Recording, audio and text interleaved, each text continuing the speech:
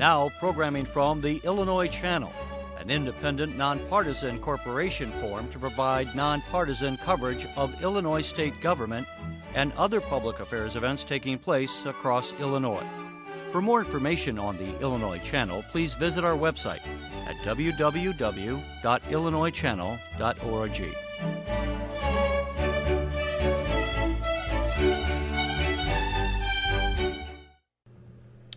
Just ahead from Chicago, we hear Governor Rauner discuss his signing of an executive order to create an opioid prevention and intervention task force. Then in about 25 minutes from now, we speak with former State Representative Dwight and get his insights behind why so many legislative members are choosing not to seek re-election next year. Then in about 45 minutes, we talk with two Republican candidates seeking election to the House and the Senate. We'll hear what issues they are choosing to focus on to win election. Following that, in about 1 hour from now, as Governor Rauner prepares to travel to Japan and China on a foreign trade mission, we hear how Asian markets are buying billions of dollars worth of Illinois agricultural products. And finally, in about 1 hour and 10 minutes, we go to the City Club of Chicago and hear how young entrepreneurs are creating new high-tech jobs and industries in Chicago. That's all just ahead, after this brief message from one of our advisory council members. Hi, I'm Dan Montgomery, president of the Illinois Federation of Teachers. More than 100,000 IFT members work each day in schools, universities, colleges, and state agencies across Illinois. They're professionals who teach our students, keep our public buildings safe and clean, and provide critical state services, and much more. As an advocate for our members, their professions, and those we serve, the IFT works in Springfield to support legislative policies that promote high-quality schools and public services. We also fight to protect collective bargaining rights for all our members and all working men and women. We do this through an organized program of advocacy and year-round monitoring of public policy proposals. And that's why the IFT is proud to support the work of the Illinois Channel, whose coverage connects us to legislative debates and committee hearings, as well as interviews with leaders on key issues like the state budget, tax policy, public pensions, and education funding. Funding education is one of the primary responsibilities of Illinois state government. So we should all pay attention to the policies being proposed and how they may help or harm our children's futures. You know, what's happening in the State House today directly impacts what happens in classrooms tomorrow. And what happens in classrooms impacts the future of our state and our nation for decades to come. I'm Dan Montgomery, president of the Illinois Federation of Teachers, and I'm proud to serve on the Illinois Channel's Education Advisory Board.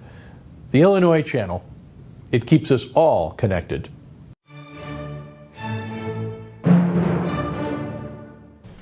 Next, from Chicago, Governor Rauner signs an executive order establishing the Opioid Prevention and Intervention Task Force. This runs about 20 minutes. On behalf of our community, our board of directors, our 500 employees, our 60,000 patients, particularly our many patients who struggle with opioids, we welcome you to Lawndale Christian Health Center. Governor, we expect your words today to be a call for action. On behalf of the healthcare providers present in the room today, I can say with confidence that we will respond to that call. We love working and serving in our communities. We love serving and caring for our patients, particularly the ones who struggle with some of the toughest challenges, and certainly the challenges of opioid addiction is one of those huge challenges. We look forward to working with you, and we look forward to addressing the problem. Governor, thank you for coming to our community. We look forward to your words. Thank you.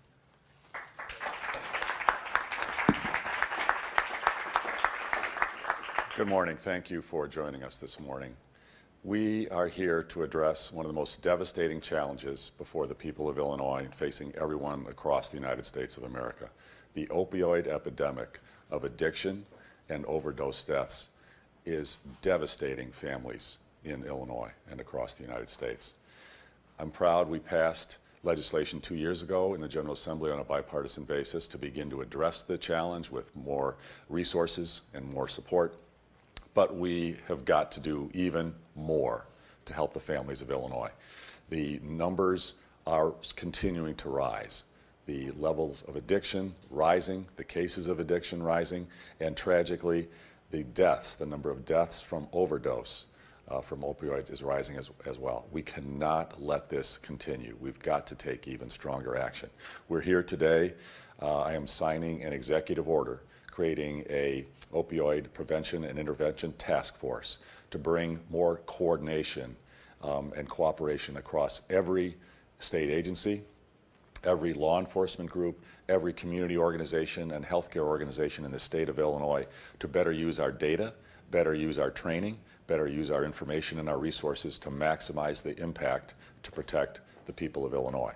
I'm going to sign this executive order here this morning, creating this task force. It will be chaired by Lieutenant Governor Evelyn Sanguinetti and by Dr. Nirav Shah, who's the head of the Illinois Department of Public Health. They will co-chair this task force. They have been working for months to draft a comprehensive coordination opioid action plan. They will be introducing the detail on that this afternoon in Springfield. And then this task force will be charged with setting specific goals and implementing the opioid action plan so we can attack this scourge against our families on a very comprehensive, very aggressive basis. With that, I will turn the podium over to Lieutenant Governor Evelyn Sanguinetti, who's co-chairing the task force. Evelyn. Thank you, Governor. Hello, everyone. Thank you very much for being here today. This issue is a long time coming. You know, as a mother of 3 children out in DuPage County, ages 16, 14, and 10, the opioid epidemic scares the daylights out of me. It should scare the daylights out of all of us. I've traveled through all 102 counties, and this epidemic is widespreading. I've interviewed a lot of people dealing with opioids. I spoke to Chad in northwestern Illinois, and he indicated to me that he was able to get on a plan to recovery. But before that, the face of addiction was a very different face. You see, before I even started finding out about this opioid epidemic, I thought that it was only subject to big cities, alleyways, people shooting up, and that's really not the face of this epidemic right now. It touches each and every one of us. With Chad, he worked in construction. He was hanging out with some friends, having a beer. Somebody dropped a firecracker in his beer. It blew up, and then he got glass all over his hands. He necessitated medical intervention, and his doctors put him on opioids, and he needed it at the time. But slowly, he got hooked on opioids. He started changing his friend network. Friends that knew how to go doctor shopping and be able to get all the opioids they wanted. So he changed his whole lifestyle, and slowly he went into heroin. Now he's actually in a plan, and we pray for Chad every day, but like Chad, there are many other individuals dealing with this crisis, and we must address it head on. So to put it into perspective, right now, 274% of Illinoisans thus far between 2008 and 2014 have faced opioid-related deaths, just in Illinois alone. So what have we done as a state? Well, ever since January, a lot of us, agency heads, have gotten together to try to develop a plan. Dr. Maria Bruni, raise your hand, she's got a lot to brag about. She went to Washington, and she was our face in Washington, getting $16 million to start addressing this issue in the state of Illinois altogether. It's a start, and she'll continue fighting for us in Washington.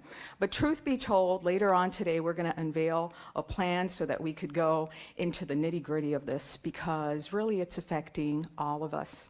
So with that, I'd like to also introduce a good friend in this fight, and it's Dr. Nirav Shah. Thank you. Thank you, ma'am. Good morning, everyone. Thank you very much, Madam Lieutenant Governor. My name is Nirav Shah, and I am the Director of the Illinois Department of Public Health, and I'm delighted to join everyone here today to discuss the ever-worsening opioid crisis in Illinois. I'd like first to thank a few folks before I start. The first is our colleagues and partners here at Lawndale Christian Health. We're delighted to be able to work with you and partner with you, and thank you for your generous use of this space as we launch today's executive action and the plan later this afternoon. I'd also like to thank the various stakeholders who are in the room here with us today. It wouldn't be but for you that we would be where we are and be able to continue this work. I'd also finally like to thank my colleagues from across the other state agencies. We've all been working together in a very concerted fashion for several months to develop the plan and this executive order, and I'm delighted that all of you could be here with us today. In recent years, Illinois has joined the rest of the country in grappling with what is really and truly the deadliest drug crisis in our nation and our state's history. Opioids claim more and more lives by the day, causing an immeasurable toll, both in terms of the loss of life as well as the anguish that is visited on our communities. The statistics are really staggering. Last year alone, 1,900 people in Illinois died because of opioid-related deaths. For context, that's nearly twice the number of fatal car accidents in Illinois last year, and 1.5 times the number of people who died of a homicide. Scarier yet, the crisis is getting worse by the day. Last year alone saw a 76% increase in deaths as compared to just a few years ago. Simply put, the opioid crisis is the most significant public health and public safety issue of our time facing Illinois. As a result of that, concerted, coordinated action is necessary, and that's why I'd like to thank the governor for today's executive order that will allow state agencies to continue with the planning work that we've been doing over the past several months, as well as our coordination with the stakeholders who are here today, as well as those around the state. But despite our best coordinated efforts, many challenges will remain. Challenges like stigma can't simply be ordered away by an executive action. In many respects, the HIV crisis is the opioid crisis of 20 years ago. And just as with HIV, we didn't really start making inroads until we squarely addressed the problems of stigma. The same goes for opioids. Until we move from a place of misunderstanding to understanding, it will be very difficult to make a dent in the numbers that I shared earlier. Quite some time ago, I heard a mother whose son had died of a heroin overdose. She said that when your son dies of leukemia, everyone in town shares in your grief. Everyone brings you a casserole, and everyone shows up to the funeral. But when your son dies of a heroin overdose, alone, with a needle in his arm, no one shows up. No one feels your pain, no one brings you any food, and no one shows up to your son's funeral. The stigma here that faces individuals with opioid use disorder is real, it's unimaginably cruel, and its effects resonate throughout society. And just as with HIV, it won't be until we reckon with the fact that opioid use disorder is a medical condition, just like any other, and one that affects our friends, our families, and our neighbors, that we'll begin to make inroads. And at the same time, we have to recognize that people suffering from a medical condition need care, not incarceration. And we have to recognize that we won't be able to arrest our way out of what is fundamentally a public health epidemic. And we have to recognize that no matter its severity, resolution and hope are within reach. Only then will we be able to turn the tide of this crisis. Going forward, this afternoon, we will be unveiling our statewide opioid action plan, a document that lays out our roadmap for addressing this crisis going forward. That plan will only be successful with the continued coordination and support of the stakeholder community, many of whom I'm delighted could join us here today. We look forward to working with each of you as we implement this plan. I'd like to thank everyone for coming today and supporting the work that we're doing. We continue to look forward to working with you in the future. I'd like to now turn things over to Secretary Jim Demas, the Secretary of the Illinois Department of Human Services. Thank you very much, everyone.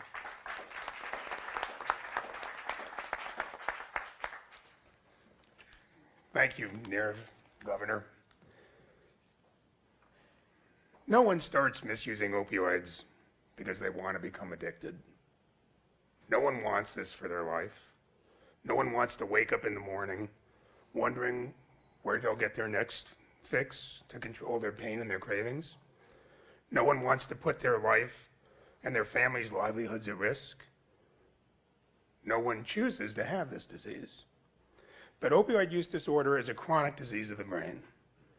It starts as a combination of genetic predisposition and environmental triggers, just like other chronic diseases such as hypertension or diabetes. And it results in physical changes to the brain's functioning, which lead to tolerance, cravings, and the compulsive and destructive behaviors that destroy families and create a large public health burden for our state. Even though that we understand that addiction is a disease, we still do not treat it as a disease. Stigma prevents us from treating addiction like the disease it is. It's estimated that there are 248,000 Illinoisans in need of some type of substance use disorder treatment, but who do not receive it. And stigma is a big reason why. Stigma creates fear that seeking help will result in job loss or being ostracized by family or friends. Stigma makes the parents of children with substance use disorders afraid they will be judged as bad parents and their children seen as bad kids who are morally weak. And fear and shame of coming forward has very real negative consequences on people's chances for recovery. However, stigma is only one reason people who need care do not get it. Services must be available for people who need care and who step forward to seek care so that they can find services in their communities. To that end, the Illinois Department of Human Services, under the leadership of Dr. Maria Bruni, who is our Assistant Secretary for Programs, was able to secure about $40 million in new federal funding this year, dedicated specifically to battling the opioid crisis. Those funds will be used to support prevention, treatment, and recovery support services. Those resources are supporting preventive programs for teens who begin experimenting with alcohol, marijuana, and prescription pain medications. We're also working to increase access to treatment, including the availability of medications that, in combination with counseling services, have proven to be effective in helping people on the path to long-term recovery. Lastly, we are investing in programs that provide recovery support services for people recovering from opioid use disorders so they can stay strong in their recovery. As with all chronic diseases, people with opioid use disorders will experience life events that will challenge the management of their disease. We understand that with people that have diabetes or hypertension, that they'll have periods of good recovery and they'll have periods that require more intensive intervention. The cycle of disease management continues throughout the course of a person's lifetime.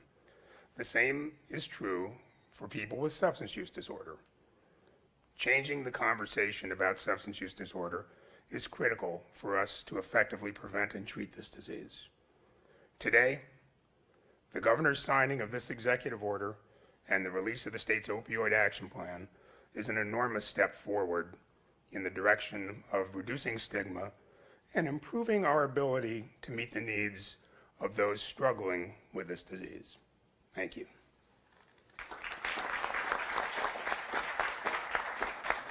Thank you, Secretary Demas.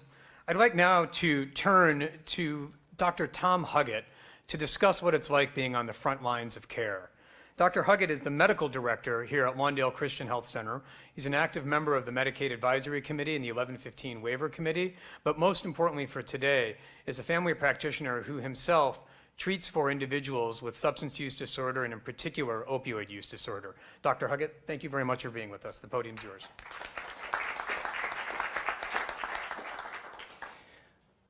Thank you, Director, Governor. As a family doctor here at Lawndale Christian Health Center on the west side of Chicago, I'm privileged and blessed to be part of a team that tries to respond to the needs of our community. Family doctors and those in primary care, especially at community health centers like ours, are specially trained to treat the whole family over time, working to improve the health of our communities. One of the greatest needs we see right now on the west side is preventing deaths from opioid overdose.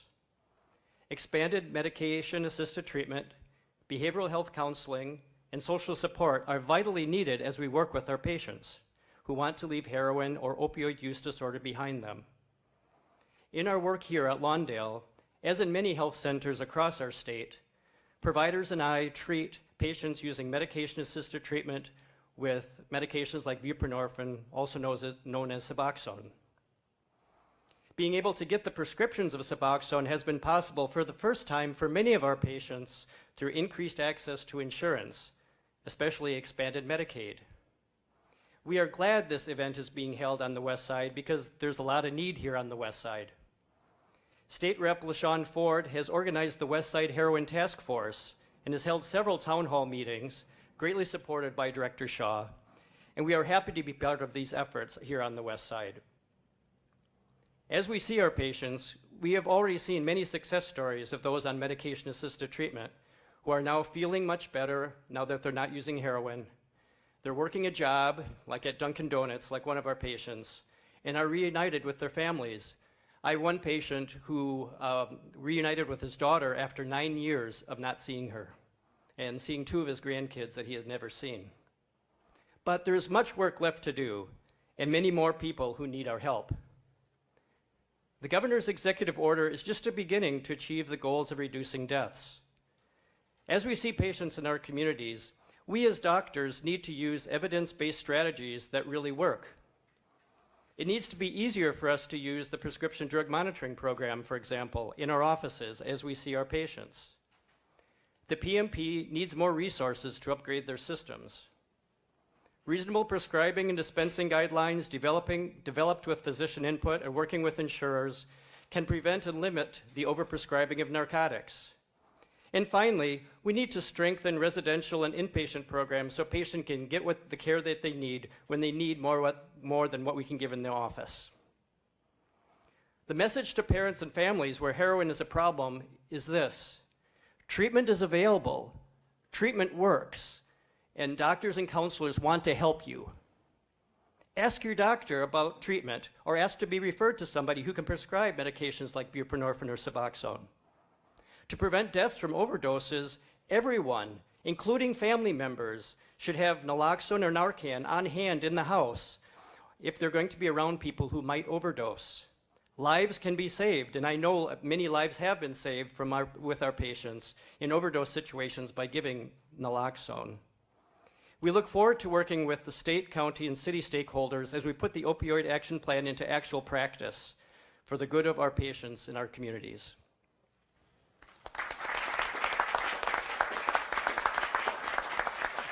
Thank you very much, Dr. Huggett. Dr. Huggett said something that I think is important to underscore. Treatment works. And joining us here today to personify that is Ms. Jessica Gerke, who's going to share her story of having lived with this experience and coming out of it. Jessica, thank you very much for being here and showing the bravery of sharing your story. I'd like to invite you to the podium. Thank you.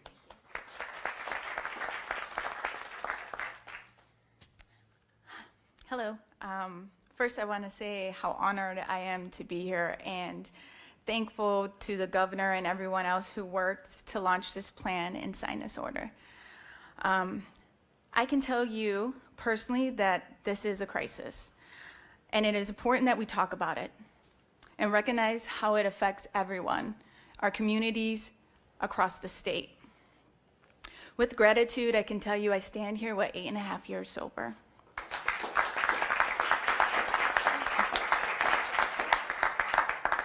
There's light at the end of the tunnel. It is not easy. It got worse before it got better. But with the right services in place, you can battle back and reclaim your life. I was so young when I started using. Life was overwhelming. I used drugs to escape because that's all I knew. I did this for 8 years. I lost everyone and everybody. I was in and out of prisons and treatment centers, and they deemed me hopeless. Luckily, despite all the bridges that I burned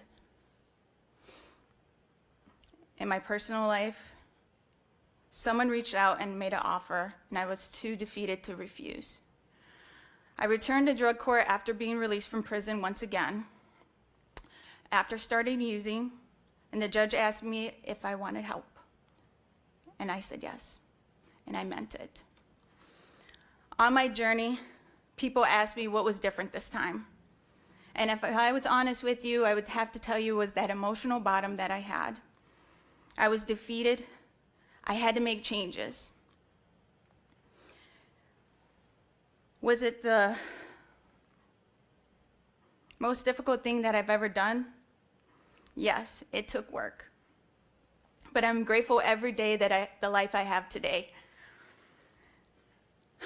I'm grateful to say that with my new life, I'm back in school, I'm getting my degree, and I can also help people who are like me.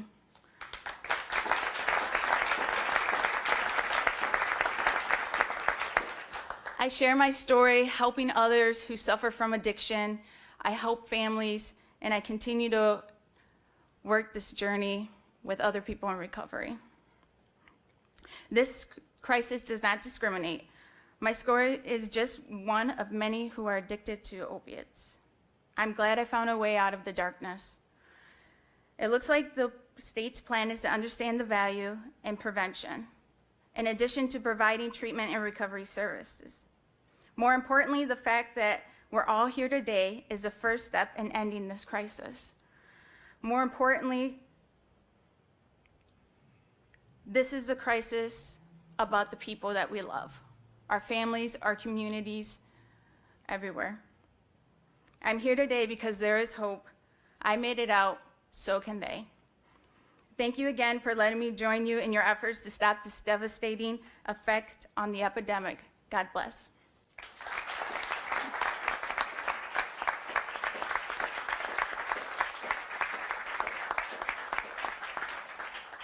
Jessica, I think I speak for everyone here in this room where we commend your story. Thank you so much for sharing it with us. It really does give everyone out there hope. So thank you so much. We're now going to move to the signing of the executive order. Is that right? Come on. Okay.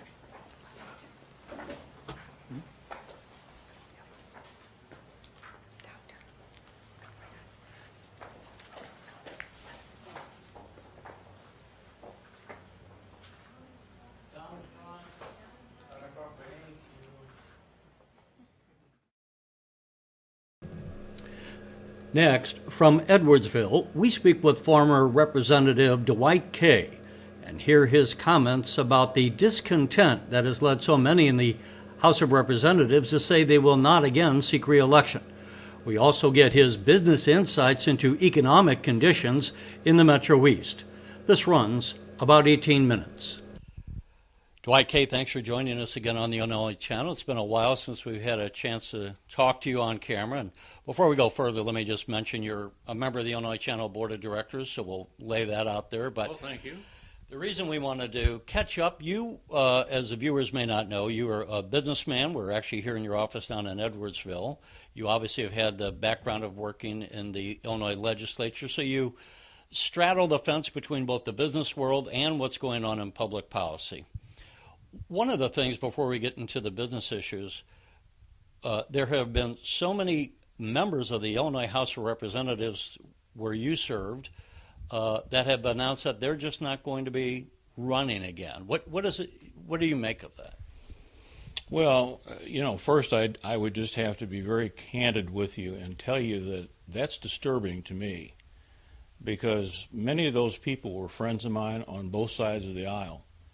And you have lost some great people intellectually. You lost some people that had some real common sense, and you had some people who had the ability to get some things done. And I think what I see and what I've heard, and I'll be very frank with you, I've talked to many of these folks on the phone that are leaving or intend to leave. And the frustration level became so great that they became anxious and they became nervous about the next decision they were going to make in their position in public life. And it became too much for them to day in and day out be controlled by the leadership, whether it be from the executive office or from leadership. It was just too tough for them to continue on down that path when independently they represent people in their own district. They don't represent leaders in Springfield. So I think the fact that they couldn't get anything done, or if you will, it was like pulling teeth to do their job, was more than they could take. You were in 6 years, was it, in the House? Correct.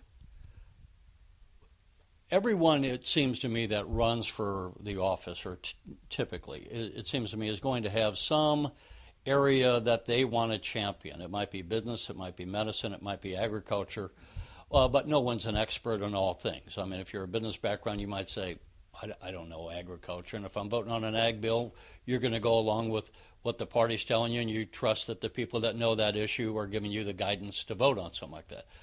But on the issues where you know, how much as a lawmaker are you told how to vote, and how much can you have the objectivity or the independence to vote the way you want to vote?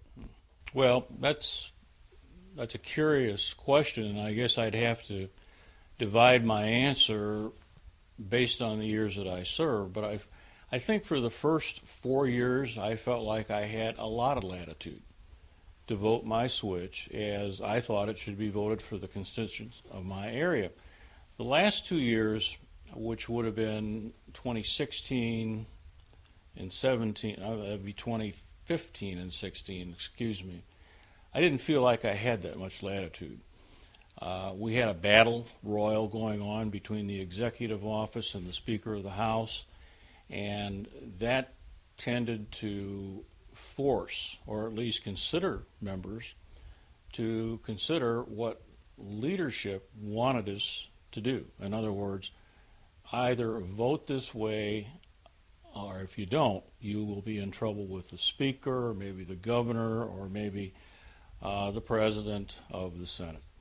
And that's not only wrong to begin with, but it puts a great deal of pressure on individual members to do their job as they see fit for their constituents in their district.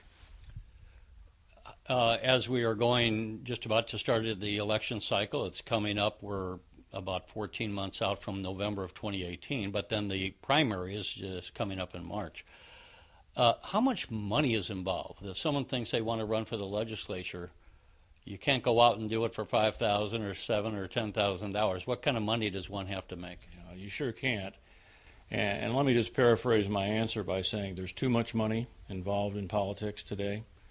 And I suspect if you go back, that answer might resonate in years past. But if you're thinking about running as a new person trying to establish a new identity in a district that you've never run in before, you're looking at a bare minimum of $850,000 to $1 million. Now, granted, I'm in a marketplace that TV's quite expensive, but nonetheless, it takes more than the $100,000, which at one point in my life would have been a starting point if you wanted to run for office. But $1 million today is not uncommon. In fact, there was a primary not too long ago that ran upwards of $3 million. So that's a lot of money, and that's why I say it's too much money. And where does that money come from? I mean, and I don't mean just from you know, and talking with others to make it more broad-based. How does someone raise, if you're not independently wealthy, how do you raise $1 million or more for a House seat? Yeah, well. And let me just say, too, how much of your time, even when you're serving, is spent raising money as compared to meeting with constituents or getting educated on some issue you're going to have to vote on? Well, the rule of thumb, and I never use it, but I will tell you the rule of thumb is somewhere in the area of 33 to 40%. While you're serving, your time is spent raising funds to run in either the next primary or the next election, which I've always questioned the wisdom and the sanity of that, because when you're doing a job, you should go do your job. In terms of raising money, though, I lived in this district, and I ran from this district, which is the 112th, and here people were very good because they were able to be very good to me. And so I was able to raise about a third of the monies that I needed, and then the rest of the monies that I had to have came from interest groups who thought that having a person with a business background would be good in Springfield. When you talk to people, as you constantly do down here, as we said, from both your business standpoint as well as your background in government, a lot of people know you, and they know they're going to share their thoughts with you. As we look about a year out, as we say, to the governor's race, presuming Governor Rauner is going to be the Republican candidate, we don't know on the Democratic side, but do you have a feel for the election, how it might be going down here in the Metro East? Well, I haven't heard any polling done, so I guess anything I have to say would just be mere speculation, but what I can tell you is that there is a general, and when I say general, I probably ought to just say it's deeper than it is wider, discontent with politicians in the state of Illinois. People on the street will tell you that they don't think politicians in Illinois have done their job. And that ranges from any person you talk to in business, any person that's just a stay-at-home mom, any teacher, any businessman. It's the wide range of people that live in Illinois believe that their state government has failed them, and not in a small way. Not in a small way. Yeah, we just had, of course, the budget finally after 3 years, and that was only over the governor's overriding the governor's veto. Then we go into a prolonged battle over just funding education, which finally got done. But, of course, people didn't know if their schools are going to be, if they were opening, how long they could continue to run. So it causes some angst, I guess, constantly with people who have students. Right? Well, and you're right. Certainly no one would disagree with you. One of the things I always thought and still believe is that the purpose of being a public servant is to provide opportunity for people and security for people. And if anyone, at least in my view, thinks that we have provided security for the people of the state of Illinois, I think you'd be badly mistaken. And I think if you ask that to a man or a woman or even a high school child walking down the street, whether or not they feel more secure today than they did 10 years ago or 20 years ago, I think they'd tell you no. I think they'd say no. There's still a lot of money that's owed to different people around the state, hospitals, doctors, nonprofits, colleges, and so that's obviously some $15 million or $1 billion rather, that's been pulled out of the Illinois economy that should have been circulating. Let's go to some business issues. If you were given a magic wand and could change the business climate to make it better in Illinois, what are some of the changes you would affect? Well, first of all, for all of the criticisms that people make of Illinois, they have a great job force, they have great workers, we're strategically located, we're kind of the highway that's in the middle of the country, and everything leads through Illinois that has to go east, west, north, or south, so we have a terrific opportunity there. Our problem in Illinois is that we need to shore up our state government. We need to be credible. We need to be able to compete with other states for businesses that may want to enter Illinois. So what do you do? Well, I think there's a number of things that you can do, but we need to tackle some things that concern a Costco, as an example, who looks at Illinois and says, my workers' compensation costs are much higher here than they are in any other state. Any other state I do business. So we need to take a look at that, and we don't want to say workers' comp's not important or we don't want to pay people. We just want to make the playing field a little more level. We need to be able to offer on a cost-justified basis incentives to business. Toyota, as an example, is considering Illinois as one of the potential locations, as a destination location for an assembly plant. That's 6,000 jobs, that's 2, possibly 3 shifts of building automobiles. That would be a big boost for the state of Illinois. Unfortunately, they're looking at 8 other states that are cheaper to do business in. Not necessarily cheaper to the worker, but cheaper to the employer. So we need to be able to look at those states, find out what they're doing, and, copy everything. Maybe some of it's not fitted to the state of Illinois, but there are some things to incentivize people to come here that we need to look at that those other 8 states have done. How much, we often hear about taxation. We obviously just raised the income tax for Illinois, although if you compare it to the surrounding states, it's still relatively low. It's the property tax in Illinois that is, everyone has agreed that is hurting businesses and homeowners. We all feel that when we have to write that check. Is there a way that you have, in talking with other lawmakers, have thought about how you could bring down the property tax? What can we do about that, would you say? Well, let's take a step back because that's an interesting question. When I was in Springfield, I found that very few legislators really understood how property tax formulas were constructed. And when you went to ask an assessor how they came to assess your house at a certain value, they were very vague in telling you how it was done. So first thing we need to do, I think, because our property taxes are per capita some of the highest in the nation, I think we need to roll them back, and I would say as far as 1% and cap it, and then let the individual citizens within a county vote in a referendum to raise those taxes for specific needs they think are important to that community or county. We have, right now, in this vicinity that we're in today, Edwardsville, Glen Carbon, Collinsville, we have people that are talking about taking out equity loans to pay their property taxes this year. Whether it's the first installment or the fourth, I don't know.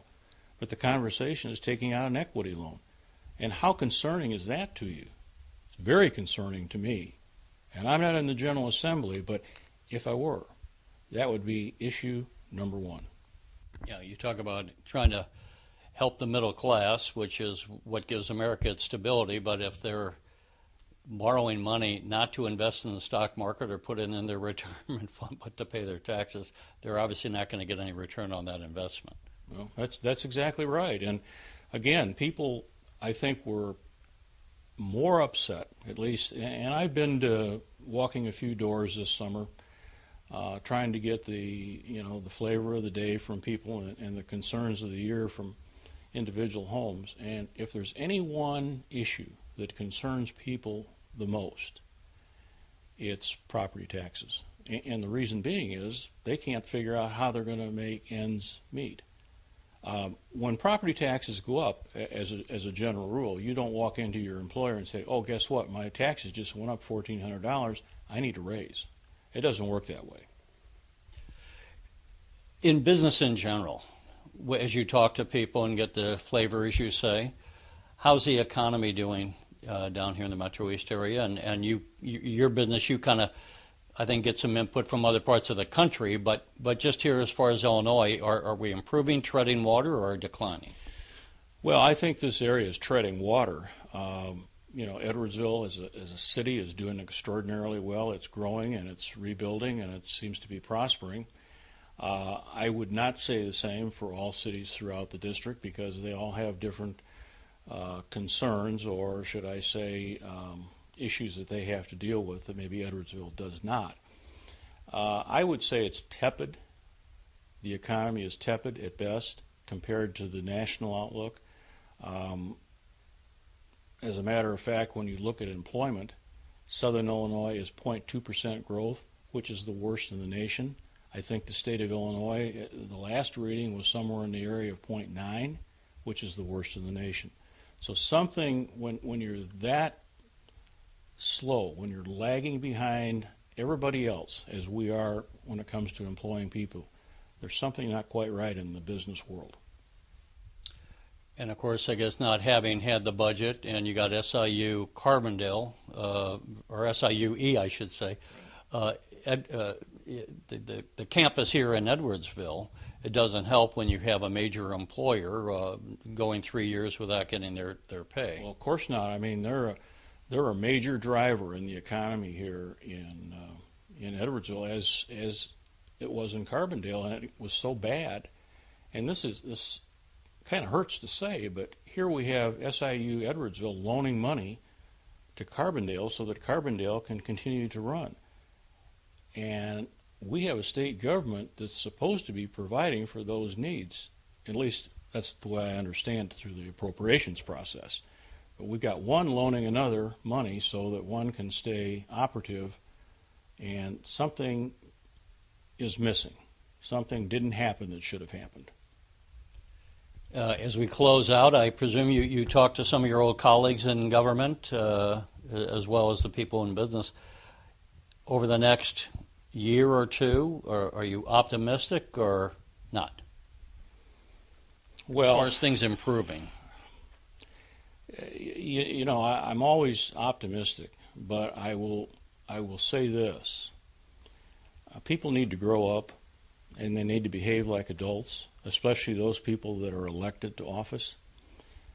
They need to vote their own conscience in their own districts, and they need to do that now, not when somebody tells them to. They need to stay away from a lot of money in campaigns if they can do it. Ideas have always been better than money that sponsors ideas. So I guess my advice to these folks that are in Springfield is realize your responsibility and never deny your own experience or conscience, because if you do, you sold yourself out to the devil. All right, Dwight Cave, we appreciate your time. Anytime. You're watching the Illinois Channel, an independent nonprofit corporation formed to provide gavel-to-gavel coverage of Illinois state government and other public affairs events taking place across Illinois. Next, from Springfield, we speak with Christopher Hicks, Republican candidate for the Illinois State Senate in the 48th District. This is a seat currently held by Democratic Senator Andy Menard. This runs about 3 minutes. Christopher Hicks, thanks for joining us on the Illinois Channel. You are a candidate for the 48th Senate seat, now currently held by Senator Andy Menard, who's a Democrat. You're seeking the Republican nomination. Why are you running for the Illinois Senate? Yes, I'm running for the Illinois Senate just because I've seen Senator Menard make some pretty questionable votes lately, and it seems a lot of times he's going against his constituents he was elected to serve, especially with the recent tax increase. I don't think anyone wanted that, nor did they deserve it as well. Senator Menard has been one of the key people behind the just now passed education funding formula. What is your stance on that? Yes, as you know, Senate Bill 1 was the bill he had been working on for quite a while, trying to push forward. If he really cared about education funding like he claimed through all of his town halls where he was traveling the state, he would have never slipped that Chicago pension bill out in at the last second. Republicans and even Democrats were all on board together until that got slid in at the last minute. I think that's what led to the breakdown in talks and negotiations, and ultimately led to the crisis we were in, which we just are now getting resolved. And overall, I don't feel that Senate Bill 1947, which is the bill that is now in place since Senate Bill 1's override died and was not successful. I believe that Senate Bill 1947, I believe more time and effort should have been put into that, more discussion so the public knew what that was about. Especially considering the first time it went up for a vote, it died miserably. I believe it only received maybe 41 votes or so in favor of it the first time around. Aside from the tax increase, which you were opposed to, are there some other issues that you're focusing on? Yes, just overall I'm focusing on term limits, parental equality legislation, and also I'd like to see legislator pay return to annual appropriations. I don't believe that our elected officials should be getting paid before the people they're elected to represent. What is it you are currently doing? What's your background that would qualify you for the Senate? Yes, I currently work as a sales rep. I work in the alcohol industry. I'm just not at liberty to name the company at this time. I do have a college education. I went to SIU Carbondale, where I have my bachelor's, and I have an associate's degree as well. And are you married, children, or no? No children, currently single, and I'm focusing more now on just trying to move our state forward and tackling some of these issues. I want to spend a lot of time knocking on doors, going door to door, talking to families about the struggles they face and how they would like to see our state move forward. All right, well, thank you for joining us. Thank you, I appreciate it.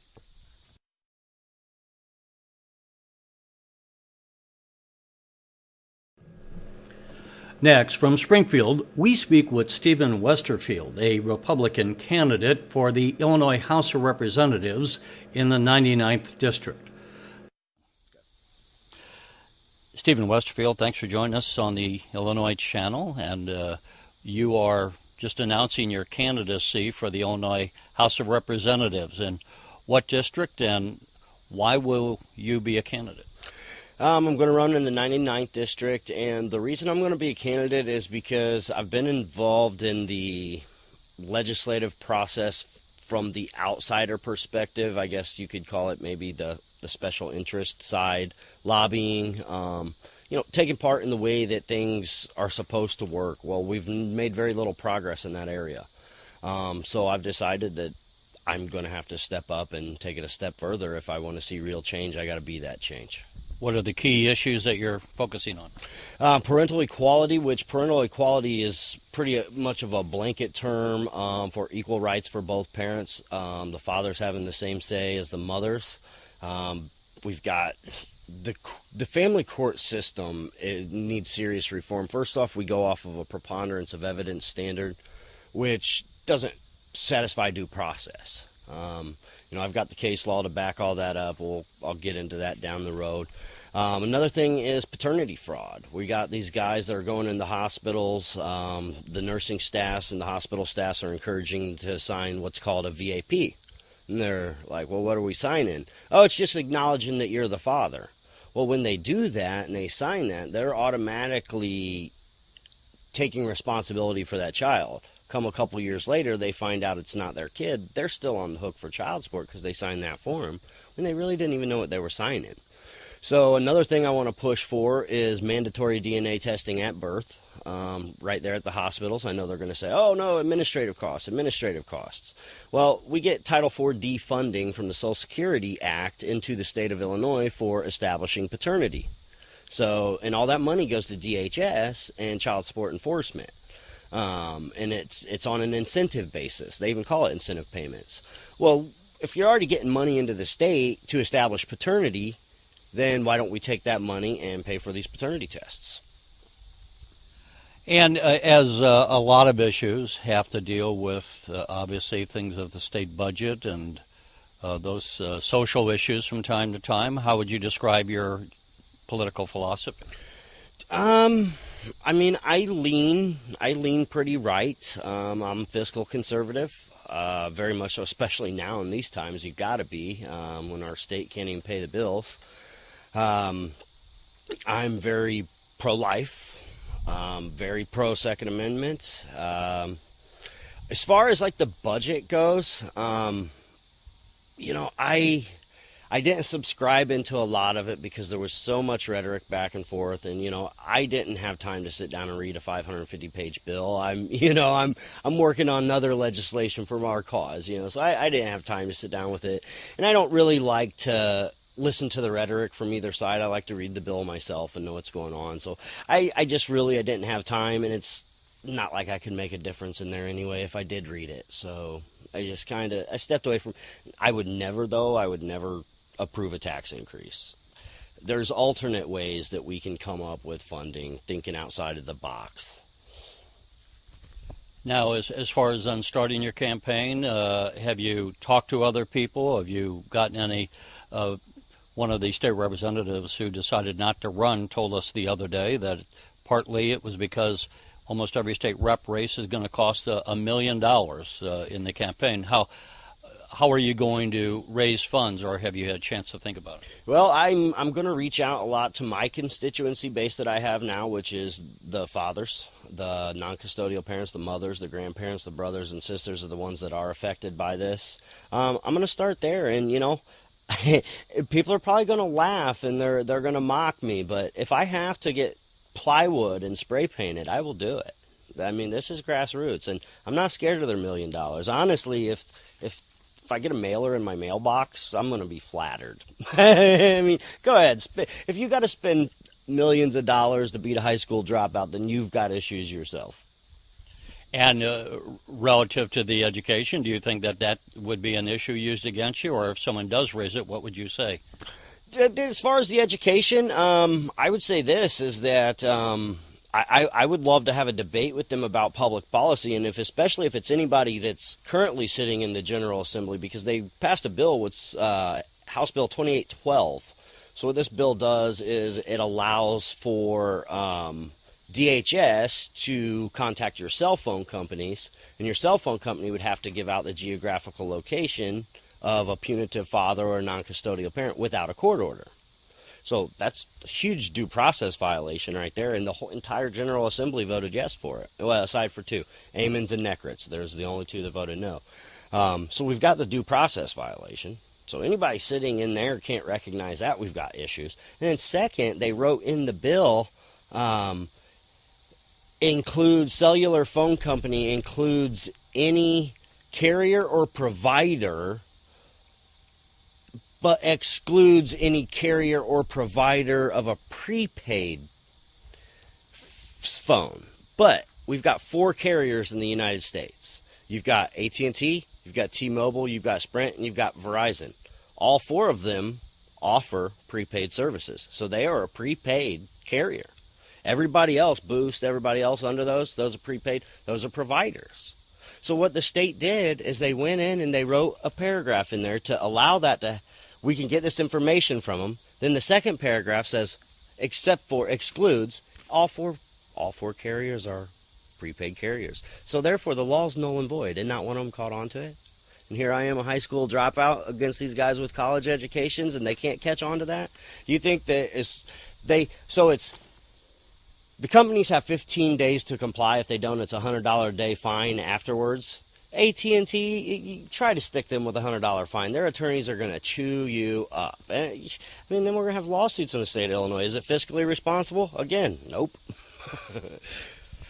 What do you do before we close out? What is your occupation? My occupation is right now I am a janitor. I clean office buildings at night, scrub toilets, and I work for a local company here, small family-owned business here in Springfield, and I wouldn't change it for the world. During the day, I'm a stay-at-home dad. And before we do finish, I'd just kind of like to run down some of the things that I would like to be proposing here. So number one, I want to repeal the Public Act 98 0682, where in 2014 they made state lawmaker pay a continuous appropriation, while state workers had to be paid through court orders. So they put their own pay above those of the people that they were elected to represent. So I want to change that. We've talked about the parental equality legislation. I want to find out where the Illinois lottery money's going. You know, if we figured that out and we actually allocated that back to the schools, we might not have been having this whole discussion on Senate Bill 1. I don't know. But, I would like to know where that's going. I would like to see number for number. Also, I would like to combine the state disbursement unit and the child support enforcement agencies. There's no reason that those two agencies can't come together and do all the work out of one office. Why do we need to have extra agencies out here eating up extra tax dollars? And it's pulling out of our Social Security. So that really irks me too. I mean, here we are shriveling up our Social Security Act, even, our Social Security fund even more. Then I want to reform the Juvenile Court Act and restructure the juvenile point system. These kids nowadays, they're going out, they're stealing. I had my own daughter stealing from me, and there was nothing I could do about it. The cops come out, and they're like, well, it wouldn't be enough points. So there's nothing they can do about it. And so then we've got people like Squad and BP running around shooting each other in the streets. We just had that. It was the Wild Wild West in Springfield about a month ago. But you can't do anything to these kids. They almost literally have to kill each other before you can detain them. So I want to change that. And then the big grand finale, I want to reduce lawmakers' base salary to $35,000 annually from the $68,000 annually they make right now. Why I want to do that? Well, we're the 5th highest paid legislature in the nation. and we're probably the least productive. We're the highest paid legislature in the Midwest, and we're definitely the least productive in the Midwest. If you look at the base pays in all the states surrounding us in the Midwest, it's all about average out to $35K. All right. Well, thank you for joining. Absolutely. Thank you, Terry, for having me. Recently, Governor Rauner announced he would be taking his first foreign trade mission, going to China and Japan. Next, from the Farm Progress Show in Decatur, we talk with Mark Albertson of the Soybean Growers Association and hear how soybean has become one of the largest Illinois exports to Asian markets. This runs about 10 minutes. Mark Albertson, thanks for joining us on the Illinois Channel as we are here at the Farm Progress Show in Decatur, Illinois. For those who don't know, this is a big agricultural show, and it's every other year here in Decatur, so lucky for us that we could connect with you. And can you tell us what are the issues, what are you looking at with the Soybean Association? Right. Well, Illinois is the largest soy producer in the U.S., and it's a big part of our economy. And so we're here today talking about the importance of soy, talking to farmers about where their soy goes, because everyone knows that they deliver their soy to the elevator, but where does it go after that? Well, in Illinois, we export a lot of our soy. We're the fourth largest hog-producing state, but we still have a lot of soy left over after we feed all those pigs. And some of our biggest markets are China. And China buys about 25% of all the soy that's grown in the U.S. Mexico is also a top consumer of our soy. So international trade is very important to us. Free trade is very important. Having all the free trade agreements is very important. And a little known fact, in Illinois, our second biggest export of all the things we export is soybeans. And so it's very important to us. And that's an interesting point, because I think a lot of people in Illinois are not aware what an exporter on a variety of products that Illinois is. China, you mentioned, and I think you said that's 25% of all of our production is going to China. Is that right? That's correct. How long has that been true, and to what extent does the Chinese market continue to grow? Well, the Chinese market is growing all the time. About 15 or 20 years ago, China was actually a net exporter, and we were competing with them on the international stage, selling our soybeans. And now China has become the world's biggest soybean importer by far. They import 25% of our soybeans, and they import soybeans from South America as well, Brazil and Argentina. So we're competing with our fellow farmers from around the world. One of the advantages we have in Illinois in particular is our infrastructure. We have the Illinois River, we have the Mississippi River, and we have lots of railroads. The railroads all intersect in Illinois, especially up around the Chicago area. That's a huge advantage that we have. It's important that we maintain our infrastructure, otherwise we'll lose that advantage and we'll lose some of those key markets. I'm glad you brought that up, because one of the major problems we're facing is infrastructure on the Mississippi River and the need to rebuild the locks and dams that we make as a nation billions of dollars in exports, and yet so many of those locks and dams were built 70 years ago or more. I believe our Illinois congressional delegation is trying to get the financing to rebuild some of those. Is the Illinois Soybean Association, and I would imagine other associations like the Coal Association, the Corn Growers Association, everyone's using those locks and dams. Are you working it all together to raise this as an issue in Congress and now perhaps with the new Trump administration? Right, absolutely. We're always raising the issue with Congress. The Trump administration already has had some events at locks and dams trying to raise the awareness. And most of our members of Congress understand it. It's just a matter of making it a priority so that we can put our investment dollars where it really counts. Several years ago we did some investment in our infrastructure, shovel-ready projects. Somehow the locks and dams missed that opportunity, and it's really a shame because our farmers count on that, the Illinois economy counts on that, and that's one of the few things that keep us competitive against South America and other folks. So you already mentioned that one of the primary uses for soybeans are feeding animal feed, but you're developing some other sidebar markets. I think here and there, I know ADM in the past has tried to develop some food products for human consumption, soy burgers and the like, but also soy diesel is somewhat, where does that fit in the marketing and the future plans for the Soybean Association? Right. Well, soy biodiesel is very important. You know, we have a lot of competing oils. There's corn oil, olive oil, and most of that's used for food. But what happens when you have too much oil? Well, that's where biodiesel comes in. When we produce too much oil, we have to get rid of it somehow. 20% of a soybean is soybean oil, and it actually is an excellent fuel for diesel trucks because it reduces air emissions. On top of that, it's also something that's made here in America, and we don't rely on the Middle East or other countries for biodiesel. So it's a great story, and it's great for the environment, and it's great for farmers. I would guess at this point it's still a relatively, would I be correct in saying it's a relatively small part of the overall consumption of soybeans, or no? Well, yeah, I mean, when you think about the fact that 20% of the soybeans contain oil, and about 20% of that oil gets used for biodiesel. That's really only 4% of our production. 20% of 20% is about 4%, but it's an important 4%.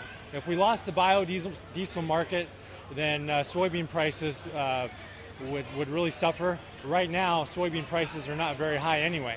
So we really count on that biodiesel market in order to keep farming to be profitable. I won't give you much longer, and I meant to ask you before, when you talk about the amount of exports that we are doing, do you happen to know a dollar amount? I mean, I think sometimes people are surprised when they hear how much money is being transferred from our fields to sales overseas. Yeah, so, here in Illinois, we produce about 600 million bushels, and about half of those go to the international marketplace, and the prices fluctuate. So if soybeans are about $10 a bushel or something like that, you can kind of do the math and figure out how much of that gets exported overseas. And lastly, as far as working, we talked about the Trump administration on infrastructure. Is there any initiatives that you're working on within the state, working with the Rauner administration or through the Department of Ag? What's on your legislative list of wants and desires? Yeah, well, we're always working with the Illinois Department of Ag. For one thing, the Department of Weights and Measures is through the Department of Ag, and they maintain and ensure that we have good fuel quality. So when it comes to biodiesel, they make sure that the fuel stations are selling what they say they're selling, and not blends that are different than what they're required to sell. But yeah, we have a lot of priorities, legislative priorities, and exports again is one of the top ones. We might be doing some trade delegations, working with the state of Illinois to help us with that, to ensure that we still have NAFTA and other types of free trade agreements.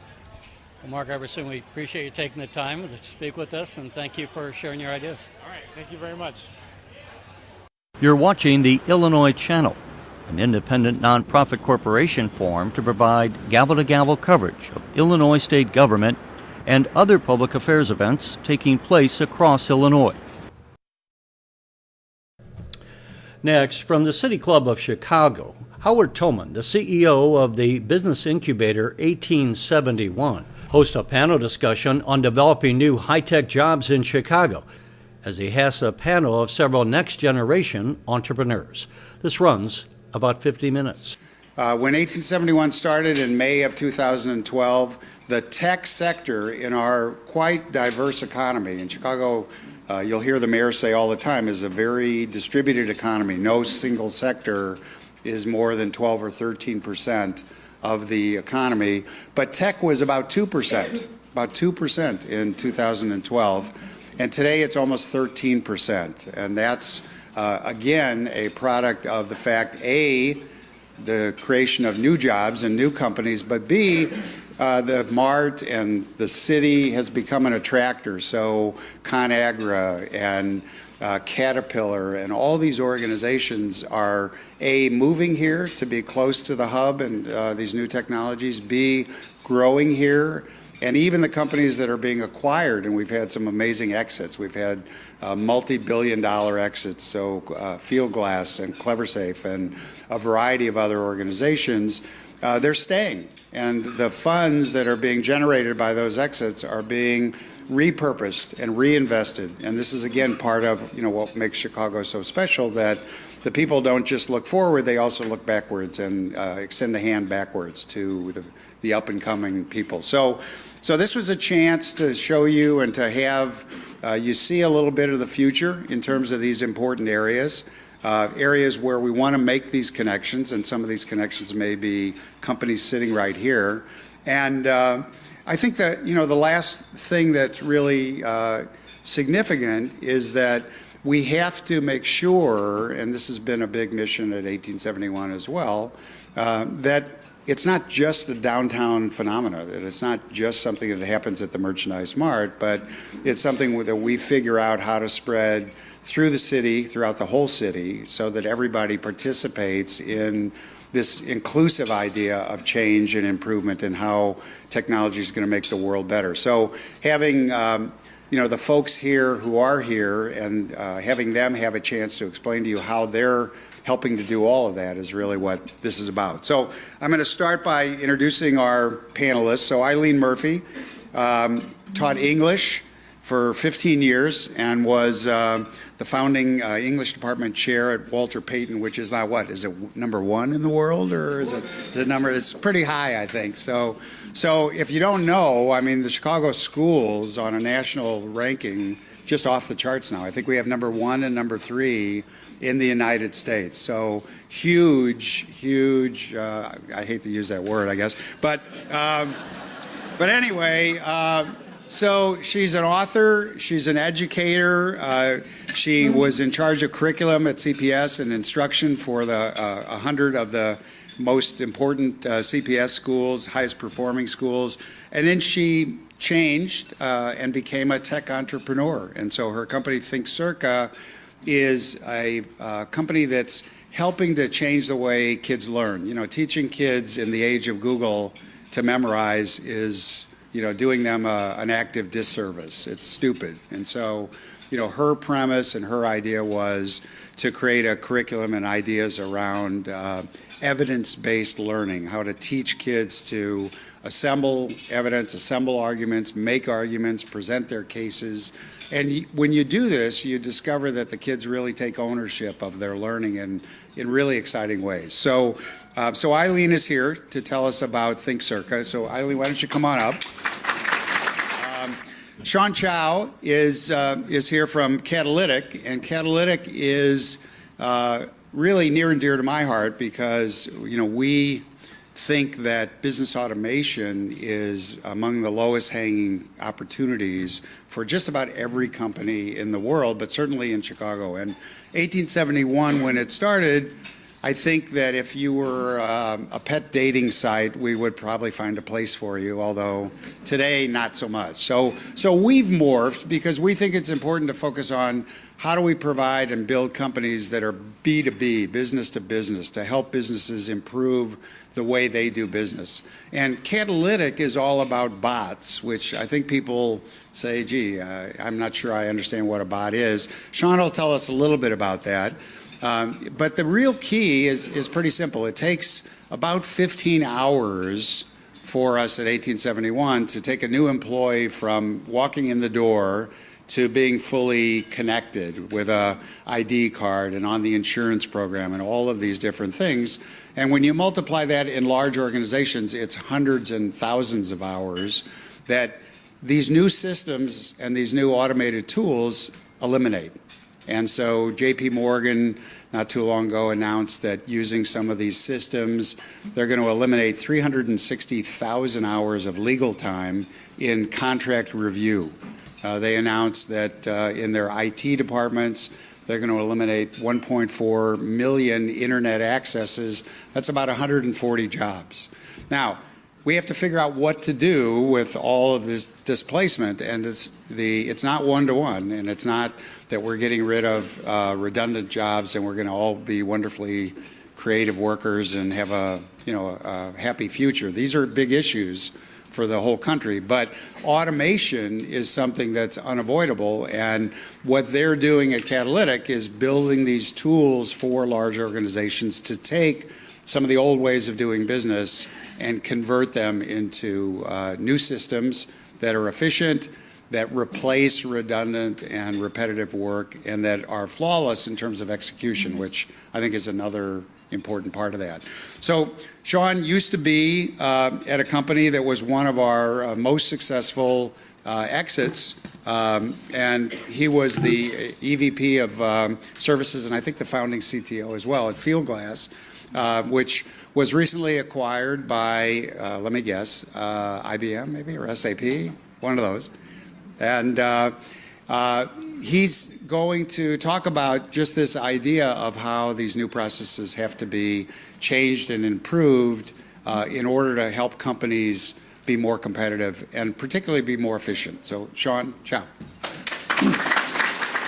And then I'm going to ask Adam Heckman to come up. Adam has been with Microsoft almost forever, I think, and is involved in and has served in a variety of different roles at Microsoft, but now is principally one of the Microsoft liaisons to the community, to the civic activities that Microsoft does, and I'm sort of subbing in smart cities and everything that's going in around the way that the city is being rewired and changed. And we're going to ask Adam to tell us a little bit about the companies that he's working with, the companies that he's seeing, and the new emerging technologies in that space. And if you don't know, for example, the mayor just recently announced that we're replacing all the streetlights in the city of Chicago. This is pretty astonishing, actually, with new LED lights, and they'll be connected to the grid, and they'll have connections and sensors and things on them, which will permit the whole city to be adjusted and dealt with in a highly efficient way, in a really interesting way. And those will be tools to permit the city to get smarter about all kinds of services that are going to be delivered and developed. And the data flowing from all that stuff is going to create whole new realms of information and opportunity as well. Okay, so that's sort of the predicate. And why don't we start, Eileen, could we start with you and just tell us a little bit about Think Circa? Okay. Sure. So Think Circa is a platform that teachers and school district and school leaders use to personalize literacy instruction. And literacy is sort of a fuzzy word for a lot of people, but think about the reading and writing skills that you use every day when you search Google, and think critically about whatever complex text appears before you, and then eventually try to translate that into an email. Imagine what your life would be like if you couldn't do that. And unfortunately for the U.S., we have a big problem, which is that only about 34% of the students in third grade in the U.S. are actually achieving grade level literacy. And only about 27% of high school graduates are actually at a high school graduate level of their ability to write. And so in a world where these skills I would consider a basic civil right, and in fact there's actually a U.S. Supreme Court case about this, making the argument that it is a basic civil right to be able to read and write in the 21st century. And that's what we do, is we just ensure that on a very large scale we can teach all humans how to do these really complex things in a more standardized way, so that we don't leave a billion people behind. Great, great. Sean? I feel so shallow now. Try to rethink how I'm going to talk. She's just fixing a billion people. You certainly you've got to come up with something there. All right.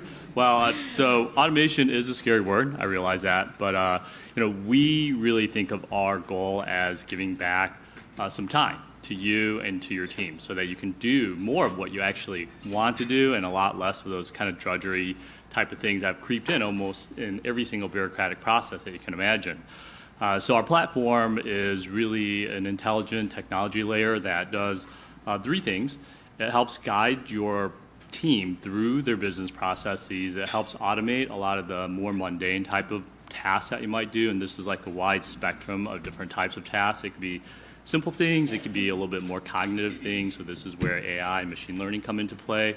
And then the third thing we do is we really connect to a lot of your systems, because in a lot of business processes, you're either pulling data from or pushing data into systems. So we think of what does it actually take to have a very, very complex process or simple processes, but what will it actually take to make this a truly seamless, optimized, and highly automated kind of, process.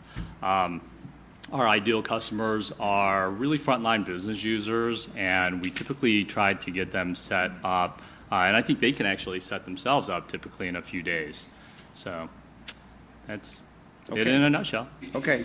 And Adam, I'm interested in automation as it relates to sort of cities and smart cities. Right. So the concept of smart cities has been around for actually a very long time, decades.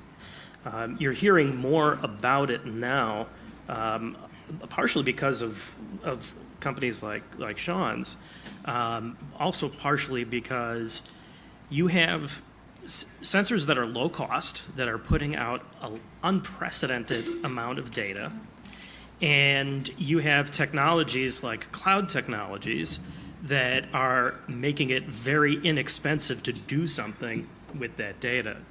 So when you combine the data, the cloud, and technologies like the bots that Sean was talking about, you suddenly have the ability to do things with a city that you weren't able to do before. Analyzing exactly why flooding happens in some areas and not others. Optimizing, you had mentioned the street lights, optimizing those street lights so that they're on when they need to be on, they're off when they need to be off, and reducing the costs. Public safety, energy, transportation, physical infrastructure. There's some great opportunity to do stuff now, but it only became possible when all of those other pieces that I mentioned came together. So are these sort of new tools being built by startups, or are they being built by larger organizations? And are the larger organizations just so stuck in the traditional ways of doing business that it's going to be a decade or two before they wake up to these things? The answer to all of your questions is yes. Yes. Let me give you an example. At 1870. Do you have $40 I could borrow? Well, since I'm Rishi Shah, I got $3.2 billion that you can borrow. Okay. He's not here, so I can say that. Well, you take a look at, like, in 1871, we have Bosch opened up their connectory downstairs on the 5th floor. The connectory is Bosch's space where they are looking at, where they're hosting startups that are looking at, sensors and how to do things with Internet of Things. And one of the many reasons that Bosch, which is an older company, did this was partially so that they could have access to IP of some of the things that the startups are looking at, but they also wanted to look at how startups work. They wanted to see face-to-face what kinds of things they do, what their processes are, what they can learn from it, that they can incorporate, you mentioned looking forward and backward, what they can incorporate backward into their own enterprise. Okay, good. Go ahead. So something fascinating has happened in corporate America in like the past, 10 years or so. When we started Fieldglass, it seems like at like the dawn of internet time in 2000, the interaction between large companies and small companies was not there, right? I mean, large companies largely viewed small companies as a nuisance, something to be ignored until they could no longer be ignored. But what I'm seeing now is pretty remarkable. It's actually like an unprecedented level of interaction. And I see a lot of large companies fully embracing startups as a source of innovation, as opening their doors, letting them come in. And like I was just actually talking to one of the largest CPG companies, and the team that we were talking to, they were telling us that they're actually paid as a team by the number of paid pilots that they conduct with startups. This like blew my mind. I mean, 20 years ago, that would have been a laughable concept, but today it's like commonplace, which is amazing. So it really does show like this interaction and collaboration between large companies and small companies. Well, one of the reasons, for that is that for like the last decade, a lot of these companies went to sleep internally on R&D. That was how they saved a lot of money. And I think they think that startups now represent a M&A way that they can catch up, that they can watch startups, and that's sort of off balance sheet, so they don't have to hire people to pursue those. I'm all but for then, that, as you can imagine. that's right. But then they can invest in companies when they start to develop things. Bosch describes it as outside-in innovation, that they actually said, we want to look at 100 companies. We want 25 to make the first smell test. We want 5 to be internally adopted for pilots, and then maybe 1 or 2 of those ideas, but at least they're open to it. And within their own organizations, they can't field the teams, they can't pay the money, they can't really do that. So.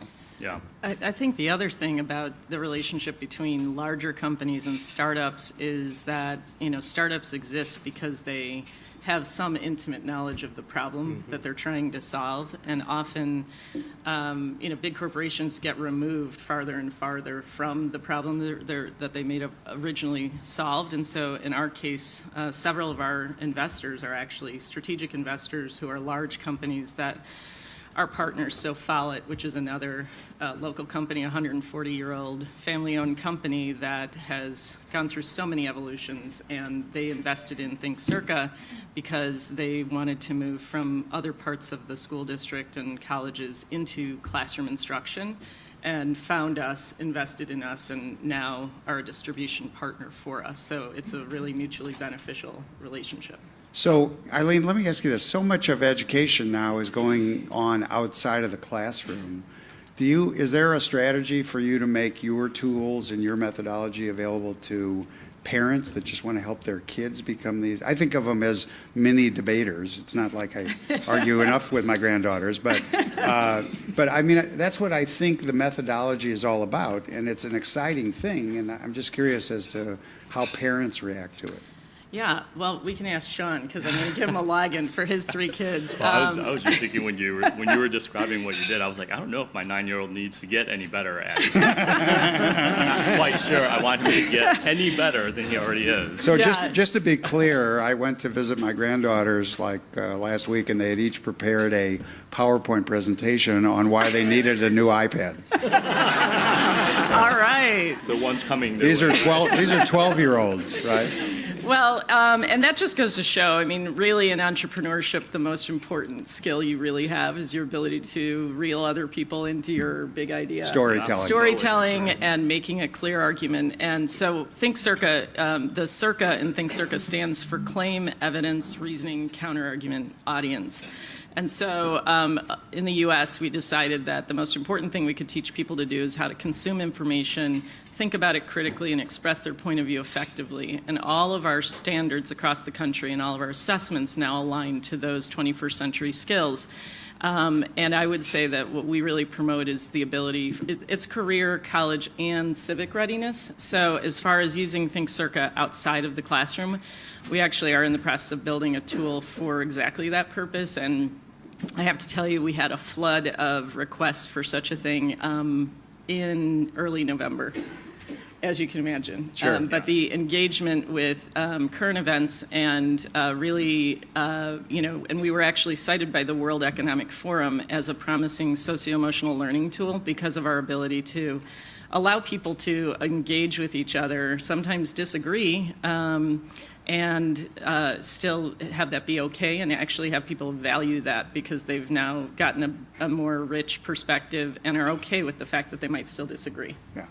I think that when people ask what's the most significant skill to teach kids who unfortunately think that a search tool like Google is objective, which it clearly isn't objective, I think that this idea of a second source, and that's really what part of your, you sort of zip through the 5 components, but talk just a little bit more about that idea of the counter arguments and how it opens us to understanding that you can't take anything for granted these days. Yeah, I mean, I think obviously the events of the past week, and unfortunately so many of the past weeks, show we really have to, and language is really the resource. It is an incredibly powerful tool that can be used for good and evil. And, often education has created an elite group who controls language to a great extent. And then often remediation, which is applied to especially high poverty areas and maybe communities that are marginalized, they get like a watered down version of education. And what we decided to do was, deciding whether or not we should have driverless cars or if drones can fight our wars more ethically. That's something that everyone should be able to think about and have the language skills and the critical thinking skills to engage in, because it's an important topic for all of us. So the way we do it is we provide 10 levels of differentiation around the same big question, like, is technology good or bad for us? And every student who is in that classroom, like at DuSable High School, for example, where there could be a third grade level reader and a kid who's probably written their own novel, all in the same classroom with one teacher. And that teacher now has the power to meet all of those needs and engage those very different perspectives in a way that levels the playing field. And I think the more we can do that as a country, where people who don't have the same level of educational attainment can actually participate and have kind of the same credibility in a conversation would change the game. I think the inclusion and diversity in decision making is a big component of what we try to instill. And as we reach more and more students, we're currently in 38 states, used in 132 countries. And as an industry, education is exploding. It's I think the 6th largest component of the global economy. We obviously have ambitions to go global and to empower as many people as we can with the ability to interact with other people well. Great. So, Sean, let's talk a little bit about automation in the sense that, Amazon has just announced new stores that have no cashiers. Yeah. And if we didn't feel bad enough for cashiers to begin with, let me just say there are about 11 million cashiers in the United States, more cashiers than we have teachers. Yeah, the number one job is driver. Right. Actually, right. Yeah. So what are we going to do, and what's the strategy that's as we eliminate these tasks and automate these tasks? What is your feeling about how do we? You said it gives us more time, and one of the interesting things I would like you to think about as well is in the context of education. Eileen probably or Adam knows this number, but teachers spend 30 or 40% of their time keeping score and taking admission and doing stupid things instead of teaching. And for sure, you have to be in a position to be creating the kind of tools that can help in that space as well. Yeah. It's a tough question, right? Because we tend to think of it in a very almost a microscopic sense. So we're looking within a company and we're looking for the opportunities for improvement. But of course, in the backdrop of all of this, in our minds, is very much, well, what happens to all of the people in a smaller company when we go into? It's not a displacement story, because a lot of times it really is I'm growing rapidly. I have 100 people. Next year I want to double my top line growth, but I want to double the number of people that I need to get that done. So that's actually a little bit of an easier story, because it's kind of a foregone opportunity. When we get into larger companies, and now they have the initiatives, they have the mandate to cut 5% out of their bottom line. Or add 5% to their bottom line by cutting out some inefficiencies. In our minds, we do know that lives are being impacted and jobs are being lost as a result of this automation. And I think that's a much longer discussion to really get into it in a meaty sense. But I think there are very profound societal and cultural impact. And you could say that historically this has happened. Right, like when electricity came in, lots and lots of jobs would have been displaced, or mass manufacturing would have displaced a lot of these kind of artisanal or craftsman type jobs. But what's different this time around is the rate of change. Right, if you look at electricity, that took a lot longer for that to kind of trickle through all of society. Now, with automation, with AI and machine learning, you're seeing that impact. It's going to happen not within just one generation, within kind of within a short blink of an eye to us. I mean, I think... And each change accelerates the rate of the change totally. as well. I mean, a lot of people forget, like the iPhone is 8 years old. So in like 2010, 2008, there was no iPhone. And in that short period of time, think about the profound change. I mean, there are books and bookstores that talk about people addicted to their iPhone. As I sit here holding my iPhone, there are books talking about addictions to iPhones. It's like had this profound societal and cultural impact. So I wish I had like a tight answer for what we do with all those, but it would be, I think I'm gonna come to Adam in a second, but I mean, I think, you talk about your phone. I mean, I think we're in this really scary context now where the acceleration of the technology is running so far ahead of our social institutions and our laws and our regulations. And we know that the technology we're dependent on it, but we also know that we don't exactly control it. And if you ever lose your phone for as much as an hour or two, you understand the degree of connection and dependence. But Adam, talk for a little bit about also what Microsoft is doing in the ed space. Right. Well, before I do that, let me just add to something that Sean said. The solution, there is not a single solution to this, but I do think part of the solution is thinking through how you enable people whose jobs are going to be displaced with middle skills. Middle skills are those skills that you can acquire that are marketable, that don't require a 4-year degree.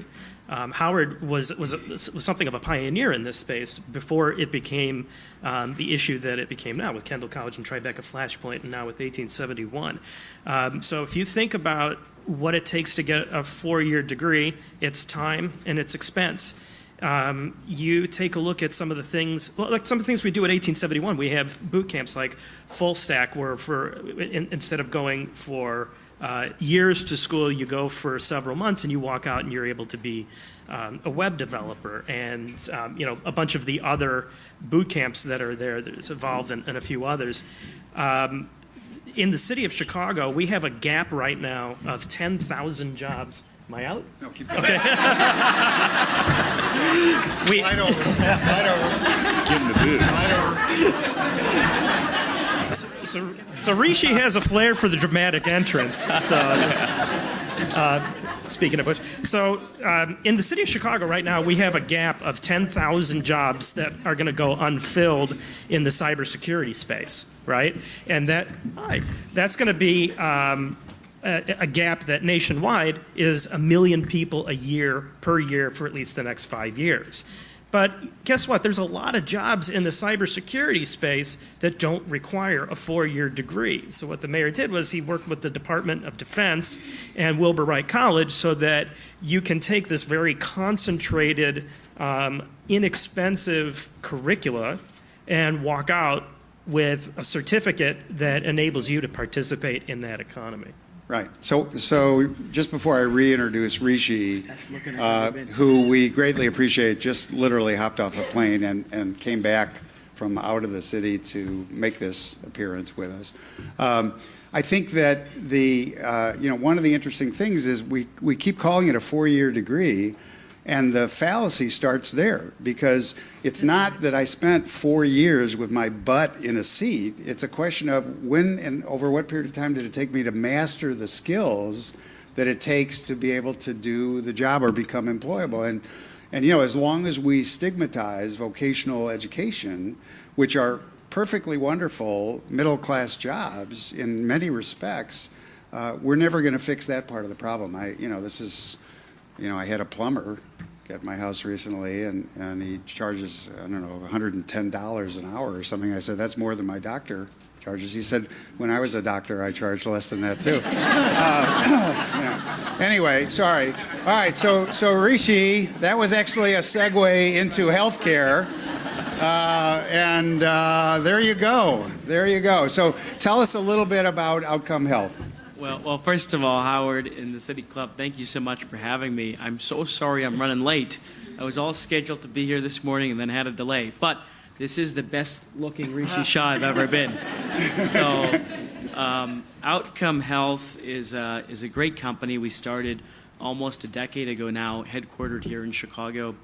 And it's at the intersection of health and technology. And we had a counterintuitive approach at first, at least counterintuitive in the industry. It was pretty intuitive to us because healthcare was pretty personal growing up. My father is a physician, my sister has diabetes, and I've kind of lived around it. And growing up, I never thought I would want to work in healthcare. I was always interested in tech. But around the time I was in college, my co-founder, Shraddha Agarwal, and I both thought, how great would it be to actually insert technology into the doctor's office where and when decision-making is happening? So, one of the funny thing is, for people who have a chronic condition, where 80% of our healthcare expenditures are, they'll live with their condition all year long, but they'll spend maybe an hour of FaceTime with their doctor over that whole year and make most of the critical decisions. Now, in that room, it's like the Twilight Zone. There's nothing from the last 30 years in there. You have, plastic models for the anatomy. You've got posters and wallboards. And so we've actually put in now hundreds of thousands of our own devices, our own technology. And we're trying to bring digital information and ultimately intelligent applications that can help patients and doctors collaborate in making the best decision possible to get to the best outcome possible. And we're still a small startup in our eyes because we want to be in every exam room in the world, over 10 million, and we're in just over 100,000. So we have a ways to go. Great, great. Why don't you talk about telemedicine? Yeah, well, telemedicine is a subject that we think a lot about, actually. It helps sometimes to look 10 years out, right? Because you get a first principled view sometimes of what should exist if you were starting from scratch even today, because that's how long sometimes it can take. And so when you think about healthcare, it often comes down to these interactions between doctors and patients. And it's not clear to me that they always should be in person. If you have a population that you're caring for as a primary care physician or a cardiologist or an endocrinologist, and you said you can start from scratch, how would you like to interact with your population to achieve the best outcomes? You'd probably like to manage your population the way many of you might manage your teams. There are some conversations you need to have in person. There are some conversations you might want to have in groups with their care teammates, whether they're your peers as other doctors or educators, or even their caregivers and family members. So telemedicine, we think, is going to really start driving that type of coordinated approach. The key is whether it's physical or it's virtual, right? I mean, you can have all kinds of virtual rooms. For now, a lot of them are just phone calls, actually. The majority of telemedicine is still phone-based. But whether it's video, whether it's virtual rooms, the key is how do we lever up the intelligence that's there? So your clinical data as an individual, your preference maps can be contextualized against all available information on a network. And so I think that's what telemedicine is all about. We're just scratching the surface. Today, the most successful telemedicine companies are in acute. So if I am not feeling well, I can quickly call somebody and figure out whether it's serious, whether it's not, do I need this kind of prescription or that kind of prescription? It's all triage. Right, it's triage. What we really need to do is if I have cancer, if I have heart disease, if I'm dealing with real chronic conditions, how do we bend the outcomes curve there using technology and this coordinated approach? And we're just getting started there, but we think that's where all the improvement's going to be. All right, so I have a question here, and I want to remind everybody we have about 15 minutes or so. If you have any questions, please get them to Bob or pass them forward. This turns out to be for Rishi, so once again, Rishi, unbelievably timely arrival. Is your company's offering transferable into international markets? And if so, what markets offer the most opportunity? Yes, we believe it is. And, despite my instincts, where I just say anything to anyone, anytime, I probably can't break news today on which international market we will expand into first and next. But we actually really think this is a core issue around the world, right? Whether you're in India, which is where my parents are from, or you go to Canada, or you're in Europe, or you're in Latin America, frankly, the doctor's office is the one thing that hasn't changed much. You go into the exam room and you see brochures, you see posters, and you can be talking about the most important decisions of your life, and you have paper reference materials. And so we think this is a need that's really abundant everywhere. And actually, internationally, there's a more ripe market in some ways because of payer concentration. You know, when you look at healthcare, one of the reasons it's such a difficult space is fragmentation. Providers and doctors' offices are very fragmented, so you have to go pick them up one by one, aside from some big systems, and even there, they're very decentralized. They work almost like universities, as some of you might know. So everyone makes their own calls, really. And then, you know, the more dangerous fragmentation is the economic fragmentation. If Adam's my doctor, we both want to make the right decision, but we're not usually the economic principles of those decisions. The economics flow to the payer, to all the life science companies, the goods, the services. And in our country, the payers are all fragmented too, which there's some good and bad too. Internationally, it's much more concentrated. So the winner is clearer. And so we think that's one of the perks. Now, there are other regulatory frameworks as well, so it's a two-way street there. Okay, so Adam, I have another question here, which is related to the Chicago River and the Riverwalk, which is increasingly become a major benefit and sort of a usable space for everyone. And the question is really what kinds of technology and technological innovations could help even improve the value and the reach. And I don't know whether this is, I know the gondola project and there's some other things, lighting up the buildings along the Riverwalk is something that's going on, but just talk to us a little bit about what you see there. Yeah, you know more about the river than I do, Right. it sounds like. But the opportunity, it's bigger than just spaces, which is important, having spaces that you can use and you can share and you can enjoy and you can build businesses around.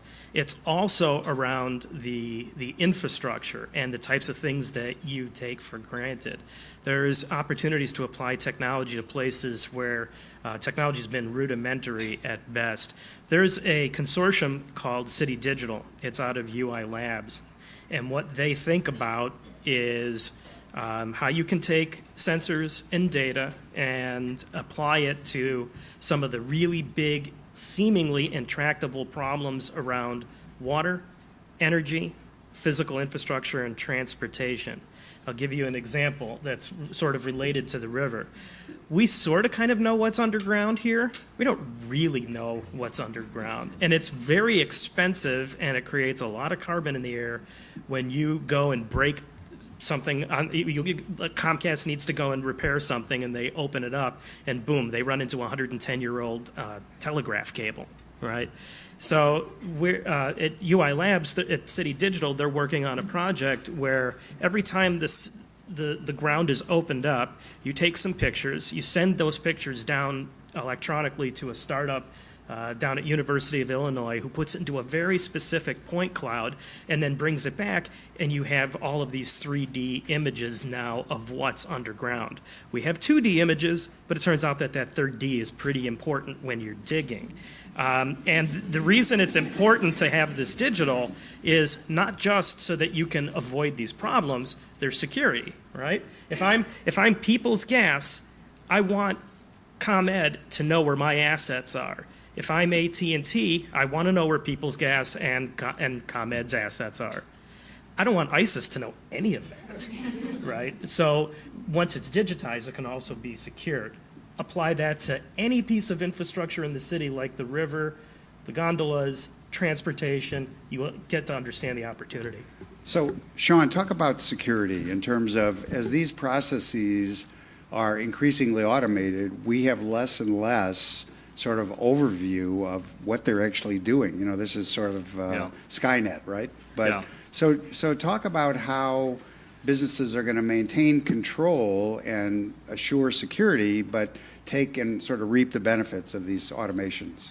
Yeah, well, we may have just formed the thesis for what the majority of all the people who are being displaced should be learning and the new skills that they should be gaining, because that certainly will be one of the biggest challenges as more and more of our day-to-day lives move into the digital world. I think on one hand it does offer up an iota of security. So you could make the case that it's more secure to have it as a digital asset than, let's say, a bunch of books in a library. But I think it's actually just as easy to make the reverse case, and I think more common, in fact, to make that reverse case. So security is unsurprisingly one of the largest growing segments of, I think, what the entire world is paying attention to. Digital security is a huge part of that. Interestingly, one of the processes that we often talk a lot about is exactly around security. So a lot of security failures are not at the infrastructure level, they're at the people level. And when we look at what those failures are, they're often a failure in process.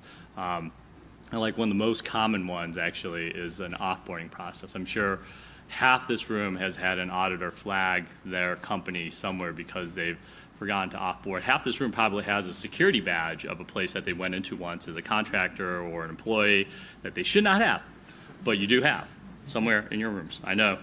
And that's a big problem. And that's actually a process failure. So our solution actually, I think, targets and tries to solve a lot of the process failures around digitization of information. So.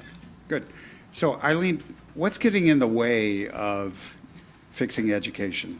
I mean, from the standpoint of you have tools and solutions. Obviously, they're beneficial, they're proven, they work. What's keeping us from fixing the schools?